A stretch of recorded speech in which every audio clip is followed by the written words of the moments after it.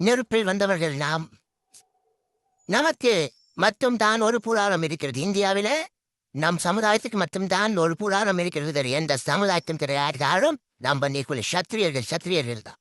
மற்ற தலைவர்கள் போன்ற கிடையாது. நீ அத்துமீறு, அது செய், இதை செய்யல நான் சொல்ல மாட்டேன். நீ அமைதியா இரு. படி. படிச்சு வேலைக்கு போய் உன் குடும்பத்தை காப்பாற்ற, அப்புறம் கட்சிக்கு வா. நான் என்னுடைய என்னுடைய நோக்கம் என்ன, ஒரு என் தம்பியோ தங்கையோ ஒரு வழக்கு கூட நீ வாங்கக்கூடாது. ஒரு கட்சி மாநாடு ஒண்ணு கொஞ்ச நாளைக்கு முன்னாடி நடக்குது. நம்ம பசங்க யாருமே படிக்கிறதே இல்லை, நம்ம எல்லாம் வேஸ்டா போயிட்டோம், எல்லாருமே கேஸ் இருக்கு, இந்த மாதிரிலாம் இருக்கக்கூடாதுன்னு ஒரு ஸ்டேட்மெண்ட் ஒருத்தர் சொல்றாரு. அப்ப அந்த பசங்களை அவ்வளவு நாள் அப்படி வச்சிருந்தது யாரு? அவங்கதான்.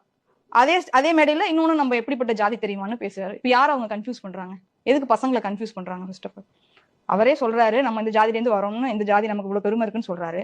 அதையும் சொல்றாங்க, நீங்க நல்லா படிங்க, வேலை உண்டு, நீங்க உண்டுன்னு இருங்கன்னு சொல்றாங்க. எதுக்காக இந்த கன்ஃபியூஷனை கிரியேட் பண்றாங்க?